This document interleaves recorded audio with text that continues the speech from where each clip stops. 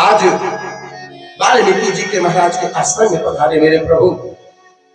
कहते हैं वाल्मीकि जी के आश्रम में महिमा क्या है? खग मृग विपुल कोलाहल करही। खग अर्थात पक्षी है, मृगा है, सिंह है, कोलाहल कर रहे, शोरगुल कर रहे हैं। और विरहित बैर मुदित मन चरही। बैर अर्थात शत्रुता। वाल्मीकि जी महाराज के आश्रम में मृगा और सिंह एक साथ विचरण करते हैं। शत्रुता क्या होती है, बैर क्या होता है, उनको पता ही नहीं। वो पशु है, जबकि सिंह का स्वभाव, शेर का स्वभाव क्या है? यदि मृगा को देख ले तो पकड़ करके आ जाए। ये इसका स्वभाव है, शेर का, सिंह का। यदि मृग को देख ले, मृगा को देख ले तो पकड़ेगा और क्या करेगा? दबोच लेगा, खा जाएगा। लेकिन ये आश्रम वाल्मीकि जी का है। सिंह अर्थात शेर, मृगा अर्थात मृग एक साथ में चलते हैं, एक साथ में चरण करते हैं, एक साथ में जल ग्रहण करते हैं। शत्रुता क्या होती है वहां आश्रम में किसी को पता ही नहीं। ये कितना दिव्य आश्रम है। और हम आप कौन है? मानव। वो कौन है? पशु है। कौन? सिंह और मृगा। वो पशु है, उनको पता नहीं कि शत्रुता क्या है। हम आप कौन है? मानव है। और मानव का भगवान ने सबसे श्रेष्ठतम बनाया है, अति बुद्धिमान बनाया है। लेकिन हम आप बैर क्या होती है, शत्रुता क्या होती है, पहले याद करके रख लेते हैं। और कहते हैं ना कि समय मिलेगा तो हम बताएंगे पूरा क्या है। शत्रुता है, बैर है। हम आप बैर करते हैं एक दूसरे से, शत्रुता जैसा व्यवहार करते हैं मानव होकर के। और वो पशु है जो उनके आश्रम में रहते हैं। शत्रुता बैर क्या होती है उन्हें पता ही नहीं। जीवन में कभी भी किसी के प्रति गांठ बांध करके मत रखिएगा। हमारा आपका जीवन तो आधा इससे निकल जाता है बदले की भावना में। शत्रुता करके, बैर करके निकल जाता है। बैर का त्याग कर दीजिए। अगर कोई आपसे शत्रुता करता भी है तो भैया आप ही बड़े हो, बस जीने खाने दो, आप ही बड़े बने रहो। क्यों? क्योंकि आप जानते कि बड़े से बड़े राजा महाराजा भी धरती पर टिक नहीं पाए। हिरण्याकश्यप, कंस, शिशुपाल, रावण तक का भी साम्राज्य हिल गया, ईंट से ईंट हिल गई, उनका भी दबदबा नहीं कायम रहा, नहीं चल पाया। यदि फिर भी आपसे कोई शत्रुता करता है, बैर करता है ना, यही मान करके भूल जाओ भैया हम आपसे बराबरी नहीं कर सकते, हम आपसे बैर कैसे कर सकते हैं? आप तो बड़े हो, बची ने खाने दो इस संसार में, आप ही छोटे बन जाओ ना। गुरुदेव भगवान कहते हैं कि अकड़ तो मुर्दे की पहचान होती है। अकड़ तो मुर्दे की पहचान होती है। अरे झुकता वही है जिसमें फल लगते हैं। फलदार वृक्ष ही तो झुकते हैं नैया। और जो अकड़ता है वो तो मुर्दे की पहचान हुआ करती है। और जो जितना झुकेगा ना उसको उतना ही प्राप्त होगा। हाँ, छोटा बन करके हमेशा रहिए। जीवन में आपको जीवन में कुछ न कुछ मिलता रहेगा। बड़ा बनने का कभी भी प्रयास न करिए कि हम सामने वाले से बड़े बन जाए, नहीं, छोटे बन के रहो। उसमें क्या होगा पता है? क्या होगा?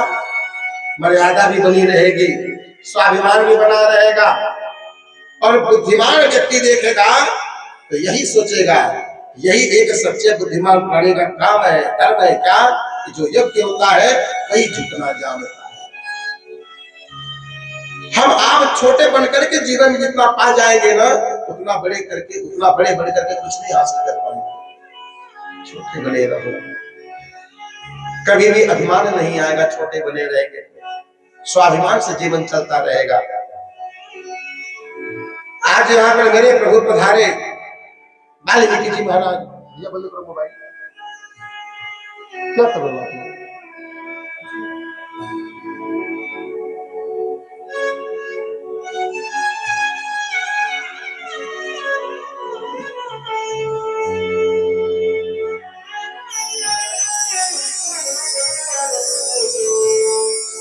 कथा है, यहां से गाई जाती है। मैं टाइम पास के लिए यहाँ पर नहीं बैठता हूँ, क्षमा चाहिए। पूरा भगवान का सुमरन करके पूरी मर्यादा में बैठ करके भगवान का ध्यान करके कथा करता हूँ। मेरे सामने 10 लाख पब्लिक बैठे, चाहे 10 ही बैठे, कोई फर्क नहीं, बोलना उसी प्रकार से, ये प्रभु की कृपा बनती है। और एक बार जब भगवान से तार टूट जाता है ना, तो ये मति घूम जाती है। फिर मैं अपनी मति अपनी बुद्धि से मैं कथा नहीं गाता हूँ, ये वही बुलवाता है जो यहाँ बैठा था। नीचे उतर जाऊंगा, आप कुछ भी पूछोगे तो कुछ भी नहीं आएगा मुझे, ये वही करवाता है। अब थोड़ा सा अगर लाइन टूटी, ध्यान छूटा, फिर तो हो गया। हम बहुत बड़े किसी महात्मा से हम रह करके ये अध्ययन नहीं किए, ये प्रभु की कृपा बरस करके आई और बस उतार करके आपको दे रहे हैं। ऐसा नहीं कि हमने 5 साल 8 साल आश्रम में सेवा की तब हमें ये राम कथा ये भागवत मिली, नहीं। कहां से आई कैसे आई मुझे आज तक कोई पूछे तो मैं कुछ नहीं बता पाऊंगा। ये कहां से आई यहाँ पर जो आज उतर करके ये रस की गंगा बह रही है। ना तो कोई बैठ करके बताया, ना कोई बैठ करके सिखाया, मुझे कोई नहीं सिखाया। सब कुछ मिल जाने के बाद में भगवान की कृपा से तब जाकर के गुरु बनाए। प्राप्त होने के बाद लोग तो गुरु पाने के लिए गुरु बनाते हैं, और मुझे तो भगवान ने अनायास ही ऐसे ही ये कृपा कर दी, ऐसे ही वर्षा कर दी, तब जाकर के गुरु बनाया। बहुत बड़े ज्ञानी महात्मा नहीं है, आप ही जैसे हम गृहस्थ वाले हैं। ये बुलवाता ही उसकी कृपा, थोड़ा सा तार टूटा ना, फिर भटक जाता हूं, वो ध्यान छूट जाता है, तो शैली निकल जाती है, भूल जाती है, सब समाप्त हो जाता है। मैं सत्य बात बता रहा हूं। जैसे एक साधक अपने ध्यान में बैठे, कोई जाकर के उसके ध्यान को तोड़ दे तो ध्यान लगता है क्या? फिर आप पूर्ण निद्रा में थके हारे हो, निद्रा में आ गए हो, और कोई जाकर के आपको जगा दे उसी समय, और एक बार अगर निद्रा भंग हो गई तो फिर बस वही रहेगी। बार बार कहा जाता है कि हाँ, आस पास में बैठोगे तुम शांत चित्त बैठो, एकाग्रता में बने रहो। 18 घंटे हमको आपको खूब मिलता है मोबाइल चलाने के लिए, अभी 3 घंटे नहीं बच सकते मोबाइल से। 18 घंटे को बैठ के चलाओ ना तो पेट भर जाएगा। कौन मना करता है?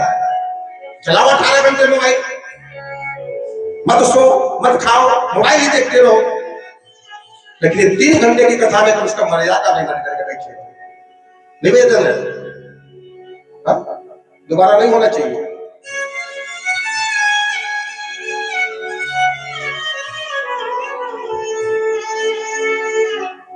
हरे श्रीमन नारायण नारायण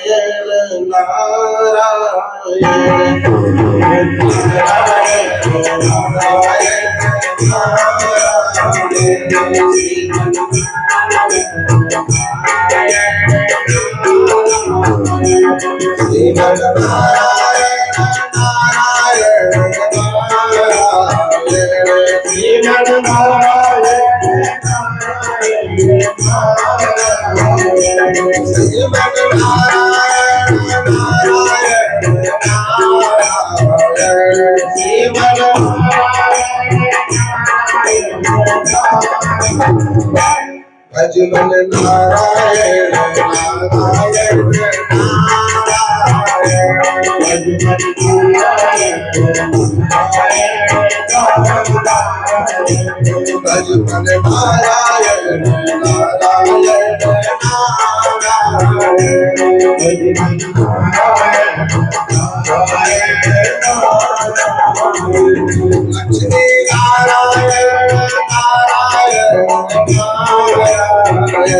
लक्ष्मी नारायण लक्ष्मी नारायण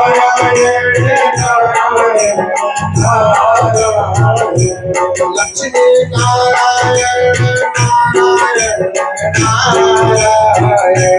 लक्ष्मी नारायण भजमन नारायण नारायण भजमन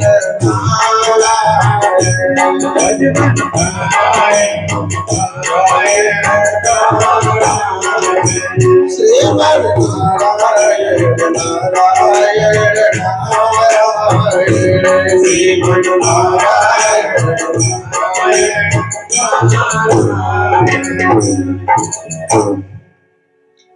बोलिए प्रभु श्री रामचंद्र भगवान की जय हो।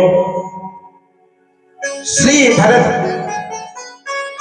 श्री वाल्मीकि जी के जब आश्रम में मेरे प्रभु जब पधारे हैं तो सुंदर वाल्मीकि जी महाराज देखते हैं कि मेरे भगवान चले आ रहे तो उठ करके उनका स्वागत वंदन करते अपने आश्रम से। और प्रभु जैसे आए पधारे दंडवत किए हैं वाल्मीकि जी के श्री पावन चरणों में। वाल्मीकि जी उठा करके सुंदर आसन बिछाते हैं प्रभु को। आज राम जी का दर्शन पार करके वाल्मीकि जी महाराज पावन धन्य हो रहे हैं। दोनों हाथों को जोड़ करके आपस में चर्चा होती है, सत्संग होता है, प्रेम होता है।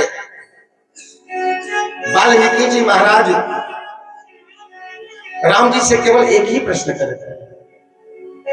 कहते हैं राम, मैं जानता हूं कि तुम्हारे वन में आने का अभिप्राय क्या है। मैं जानता हूं यह वाल्मीकि जी महाराज है जो भूत भविष्य वर्तमान तीनों काल को जानने वाले हैं।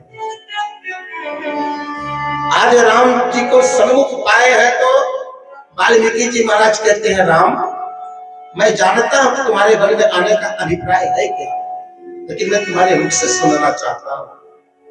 राम जी मुस्कुराए करते हैं प्रभु नाथ, आप तो अंतर्यामी है, तीनों काल को जानने वाले हैं। आप तो बड़ी प्रकार से जानते कि राम बन के किसके आया। आप तो परम योगी है, परम साधक है। फिर भी यदि आप मेरी बड़ाई के लिए मेरे मुख से जानना चाहते हैं तो हे नाथ मैं अवश्य आपको बताऊंगा।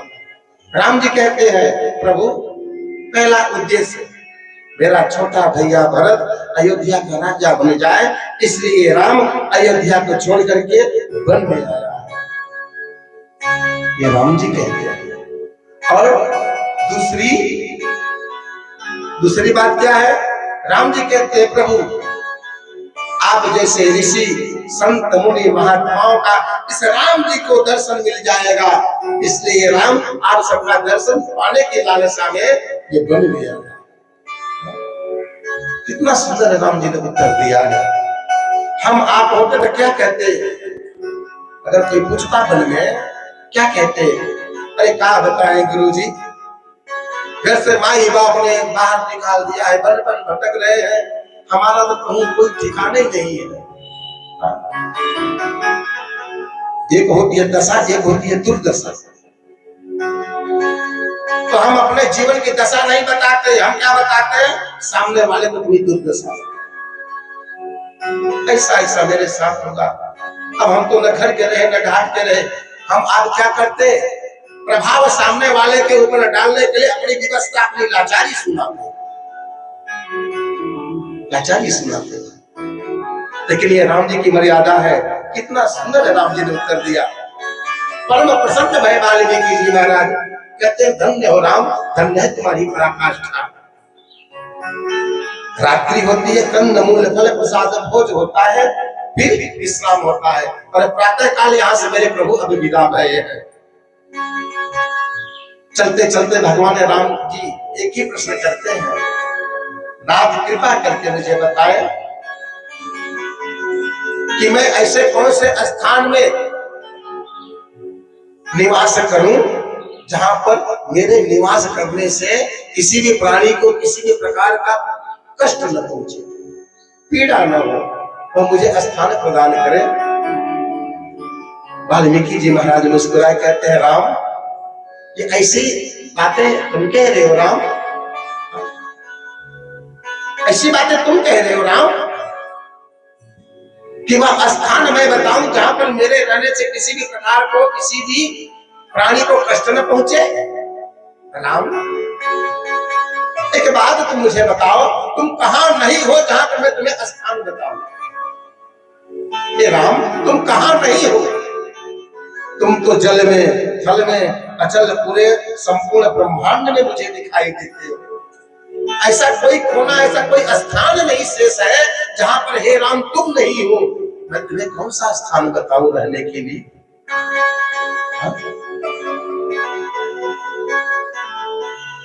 फिर भी यदि तुमने मुझसे प्रश्न किया है राम, तो मैं अवश्य मार्ग सुझाऊंगा। यहाँ से कुछ दूरी पर चलते चलते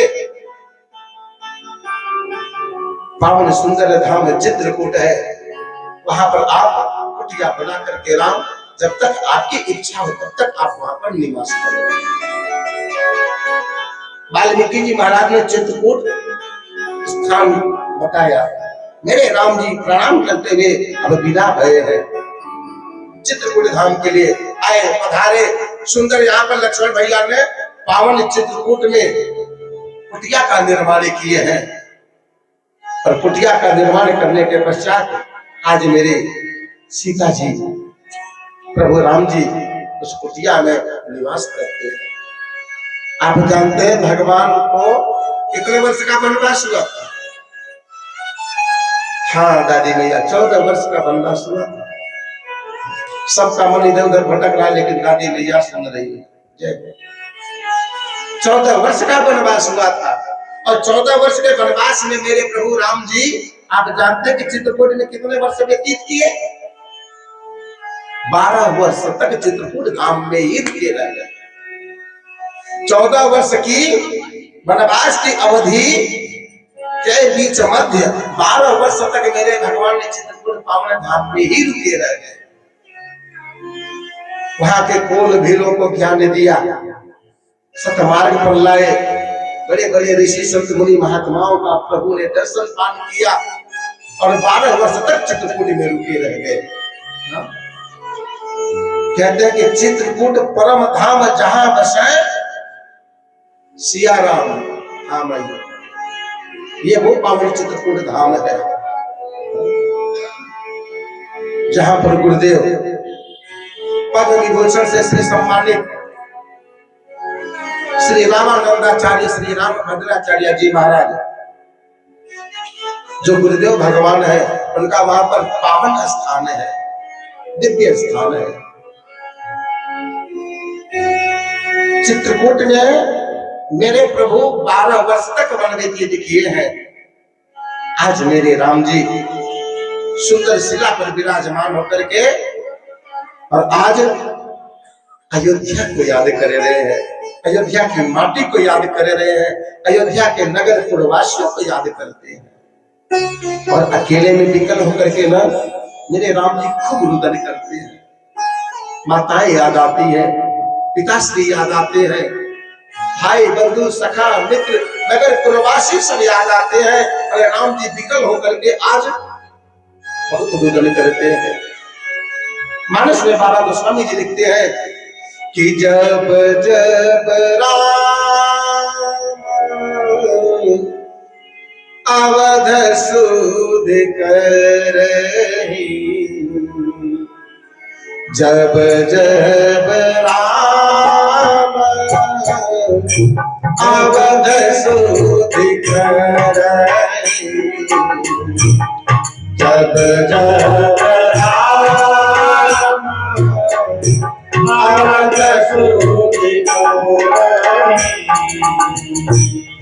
तब तब भारी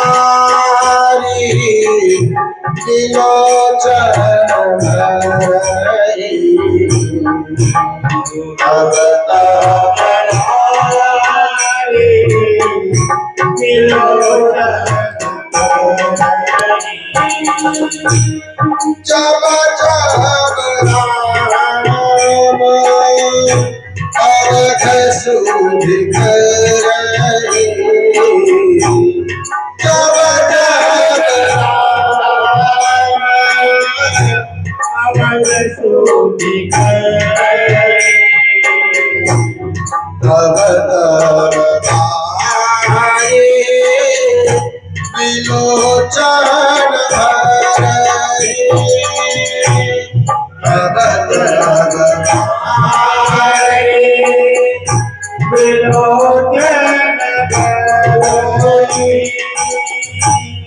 राम कुशल प्रभु, राम कुशल प्रभु, सखा सने कहल लखन राम सखा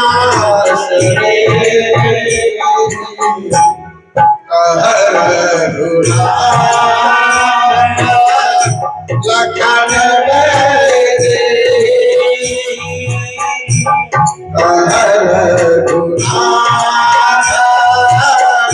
लखन